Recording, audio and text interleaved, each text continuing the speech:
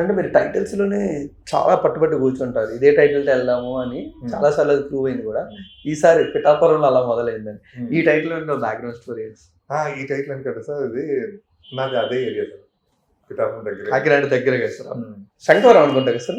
నేను పుట్టింది శంకవరం. మా మదర్ గవర్నమెంట్ టీచర్ ఉంది, ఉద్యోగం రీత్యా శంకవరం పక్కనే పిఠాపురం అండి. పక్క పక్క ఊర్లు తిరుగుతుంటే నేను పిఠాపురం కాన్స్టిట్యూన్సీ చదువుకున్నా. ఏమండి చదువుకున్నప్పుడు మొన్న ఎలక్షన్స్ వచ్చినప్పుడు పవన్ కళ్యాణ్ గారు పిఠాపురం డిక్లేర్ చేయగానే మా ఫ్రెండ్స్ అంతా చాలా హ్యాపీ ఫీల్ అయిపోయింది. నన్ను రమ్మన్నారు ఎలక్షన్స్, క్యాన్వర్సింగ్ రమ్మన్నారు. నాకు పవన్ కళ్యాణ్ గారితో అసలు పరిచయం లేదు.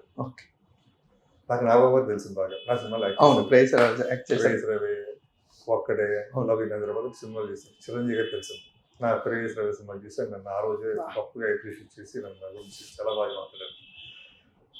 నాకు చిరంజీవి గారి మీద ఉన్న అభిమానం, నాగబాబుతో ఉన్న ఇష్టంతో నేను నెగ్గాలి అక్కడ పవన్ కళ్యాణ్ గారు అని చెప్పి నేను పిఠాపురం క్యాన్వర్సింగ్ వెళ్ళాను.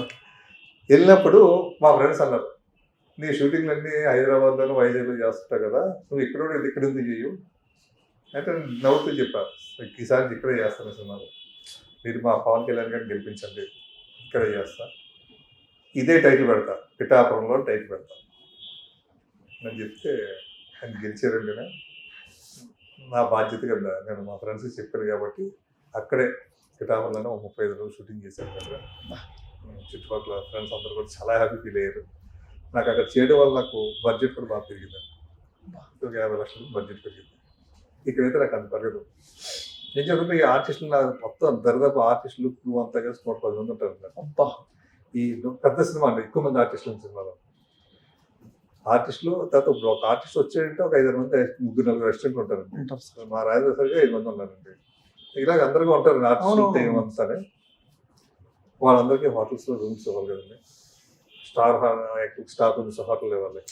అలా ఇచ్చుకుంటూ నాకు రూమ్ బిల్లు రోజుకి 50,000 హోటల్ బిల్స్ పడింది. తర్వాత ఇక్కడ షూటింగ్ అనుకోండి, షూటింగ్ ప్యాకప్ అయిపోతే ఎవరింటికి వెళ్ళాలి, కానీ ఇక్కడ రూమ్లు ఇవ్వాలి, నైట్ ఫుడ్ పెట్టాలి. నైట్ ఫుడ్ 30,000, 40,000, 50,000 కూడా ఈ రోజు సార్. అంటే హోటల్లో ఆర్డర్ చూసుకుంటారు కదా.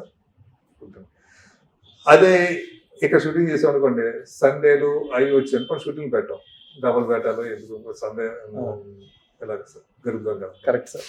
అక్కడికి వెళ్తే ఏమవుతుందంటే అవుట్డోర్, ఇంకా సండే మండేలు ఇంకేం చూడడం, పండుగలు గట్ట ఏం చూడడం, షూటింగ్ చేద్దాం అనుకుంటా ఉంటాం, డబుల్ పెట్టాలి, త్రిబుల్ పెట్టాలి పడుతుంటాయి. Correct sir. చేసుకుంటూ పోవడం ఉంటుంది.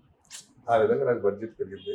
బట్ నేను ఫీల్ అవ్వలేదు. ఎందుకంటే నా ఫ్రెండ్స్కి నేను మాట ఇచ్చాను, నా మాట ప్రకారంగా అక్కడ షూటింగ్ హ్యాపీగా చేసుకున్నాం, బ్రహ్మాండంగా జరిగింది. సినిమా అవుట్పుట్ కూడా అదిరిపోయింది, మామూలుగా ఏదో ఒక రేంజ్లో వచ్చింది. Super sir, great. అయితే ఇప్పుడు కాన్స్టెన్సీ ఎలా ఉంది సార్ మీరు చూసిన తర్వాత, మీరు క్యాన్వాస్ చేసి వచ్చిన తర్వాత ఇప్పుడు డెవలప్మెంట్ ఎలా అనిపిస్తుంది? ఇప్పుడు నేను షూటింగ్ క్యాన్వాసింగ్ వెళ్ళినప్పుడు రోడ్లు బాగుండేవి కదా, పిఠాపురం కాన్స్టిట్యూన్సీ అంతా అలాగే ఉండేది, ఇది పిఠాపురంతో సహా. నేను షూటింగ్ చేస్తున్నప్పుడు కూడా అలాగే ఉందండి. నేను పిఠాపురం నుంచి సామర్లకోట వెళ్ళాలంటే ఆ రోడ్డు భయంకరంగా గతుకులుగా ఉంటుంది రోడ్డు అండి. ఆ రోడ్లతో వెళ్ళేవాళ్ళు అంటే ఒక్కోసారి వెహికల్స్ చుట్టూ తిరిగి వచ్చేది. ఈ మధ్యకాలంలో ఒక 6 నెలల క్రితం వెళ్తే రోడ్డు ఒక రన్వేలా ఉన్నాయి. పిఠాపురం నుంచి పిఠాపురం చుట్టుపక్కల ప్రతి ఏరియాకి రోడ్డు అద్భుతంగా ఉన్నాయి. రోడ్లే కాదండి, ఊర్లు కూడా అందంగా ఉన్నాయి, ప్రతి ఊరు కూడా ఒక అందంగా ఉన్నాయి. బట్ అది పవన్ కళ్యాణ్ గారు అయింది.